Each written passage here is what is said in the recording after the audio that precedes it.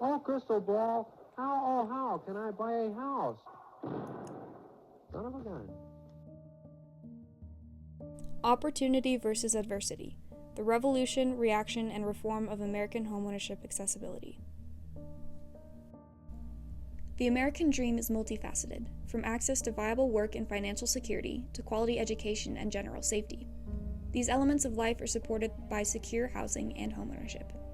As a fundamental point of security, housing and shelter are the bare bones of human survival. Secure housing can be essential to all forms of success, including property ownership, which can create generational wealth, breaking cycles of poverty. Hopes of upward mobility are almost always in view concerning citizenship in America. This includes people from all walks of life, regardless of their race, religion, or other characteristics. Minorities, though, have been presented with obstructions on their path to success due to bias, including in the process of getting a loan. Homeownership is often attained through a variety of loan types, most notably long-term mortgages, which allows one to make smaller payments over time. Revolutionary mortgage loans within the housing industry triggered discriminatory reactions, then leading to positive legislative and societal reform to homeownership accessibility in America. One of the largest purchases a person will ever make is buying a house. Options for house payment were limited to upfront cash or other modes of private, undependable lending. This was before the revolutionary addition of mortgage loans to the American housing system in the early 1900s. Mortgage loans paved the path to homeownership as an alternative to renting, which opened possibilities to benefits such as generational wealth and inheritance. That being said, not every American was to gain access to reliable loans. Have all these other families who could have been buying if not for these discriminatory practices, and then owning and building equity that then their kids could inherit. During the late 19th and early 20th century, balloon mortgages came into play, providing around 5 to 10-year loans. The term balloon mortgage refers to a loan paid off in small increments until the total amount is suddenly due, often with added interest. These loans were funded through private, non-federal agencies, which narrowed down the pool of approved applications, often due to personal bias against race, sex, or ethnic-based attributes. Under presidencies preceding the Great Depression, which started in 1929, loans were conservatively restricted to the public. As loans counteracted the laissez-faire mentality, both economically and socially, lack of federal involvement limited process in mortgage loan availability. Post-Great Depression, progressive and federally powered leadership supported equal provision of loans, starting anew after the devastation caused by this economic crash. Sizable changes made in the New Deal, courtesy of President Roosevelt, extended home loans to a maximum of 30 years. This supported the drastic rise in low-income citizens' access to homeownership. While the idea of long-term loans created accessibility for a broader public, lenders tended to favor specific groups when approving applications, most often white men. The installation of the Federal Housing Administration in 1934 marked substantial changes to loan accessibility in relation to prior events. Unfortunately, the newly expanded loan market was subject to business practices that allowed the quiet exclusion of many people. It's important for everybody to be able to participate in buying property because the benefits are significant. Revolutionizing the housing industry, mortgages forever changed the process of attaining homeownership in America. In reaction to the expanding housing industry, prospective buyers were introduced to structural forms of discrimination within real estate. For example, blockbusting is a method of steering potential buyers away from certain neighborhoods. This is done by convincing buyers that a neighborhood's population is moving towards a certain racial demographic, intending to scare them into another neighborhood. This is widely harmful and illegal.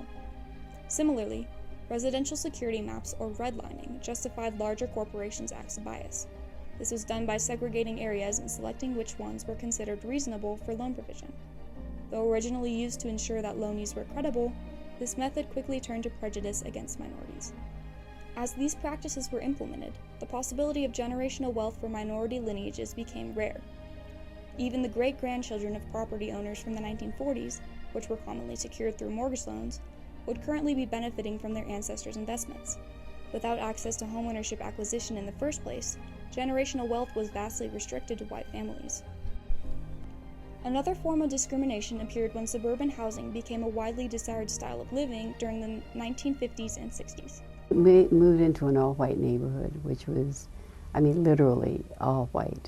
And they felt that they didn't want to make waves. They thought that it might create dissension, maybe hostile feelings toward the Japanese.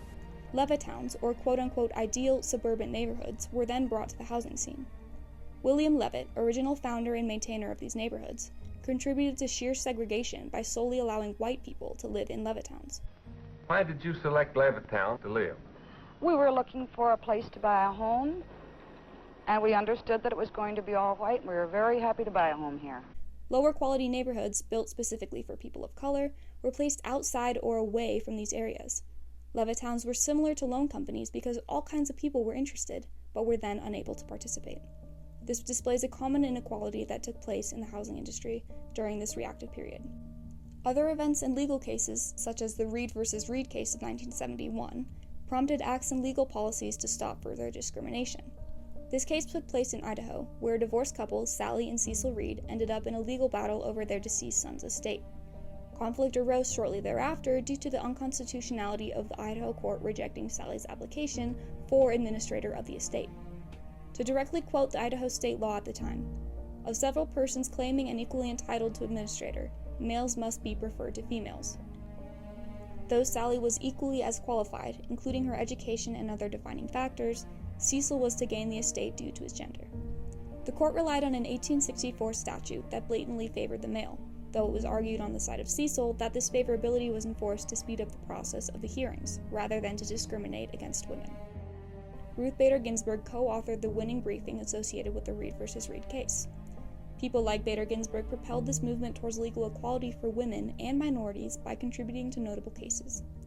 Blaring discrimination, as displayed in the Reed case, rejected many people of minority groups, including women, when in affiliation with creditors or banking groups.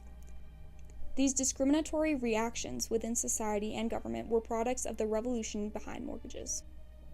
As a way to address discrimination, acts and policies were then introduced as reform began. For example, in 1968, the Fair Housing Act removed corporations' ability to redline. Similarly, the Truth in Lending Act of 1968 supported equal opportunity. True to its name, this act raised awareness of the inequality seen in the selection of borrowers within loans, more specifically, mortgages. Furthermore, the Equal Credit Opportunity Act of 1974 was ratified with the intention of improving equality. This specific act made it illegal to approve loans or other mortgage-related applications based on personal bias or physical characteristics. These protected characteristics include age, race, sex, religion, national origin, political affiliation, receipt of public assistance benefits, or the exercise of rights under any law. The protective power provided by this act applies to all types of credit transactions, including various loans outside of housing. While helping, these acts did not end discrimination. Though these acts encouraged equality during the late 20th century, attempts towards better reform are still constant. Other housing issues such as affordability crises and restricted loan provisions act as roadblocks to national accessibility. 21st century President George W. Bush and Housing Committee member Maxine Waters have attempted to improve these crises through modern acts. For example, the American Dream Down Payment Act of 2003 allowed down payment assistance to low-income and first-time home buyers or mortgage payers, therefore contributing to increased affordability regarding homeownership. In continuation of current support towards minority accessibility, the Down Payment Equity Act, proposed for the second time in June of 2025, caters to reducing limitations. First-generation moderate to low-income home buyers would be provided federal grants up to $25,000 for down payments and more. Intending to close racial homeownership gaps, this act would positively impact the housing industry today. Reforming the lending process through legislative acts contributed to greater accessibility in homeownership and its benefits, even after the discriminatory reactions that followed revolutionary mortgages. Every act passed, corporation created, and organization involved in this ongoing movement has played a unique role towards housing accessibility in America. Heavily restricted benefits of homeownership gave white families a head start to generational wealth, further prompting minority groups to bring conversation of discrimination to federally based powers, aiding this path to equality. Revolution of the mortgage industry set the stage for future generations, followed by discriminatory industry reactions which were then decreased by legislative reform. Even within the seemingly mundane world of housing and lending, changes to the law can be made through a process of revolution, reaction, and reform. It's time to look back on the roots of the housing industry to create more room for positive change. America was founded with hopes of centralizing independence and prosperity, providing endless opportunities, including access to homeownership, to learn, to live, and to climb, preferably from the comfort of home.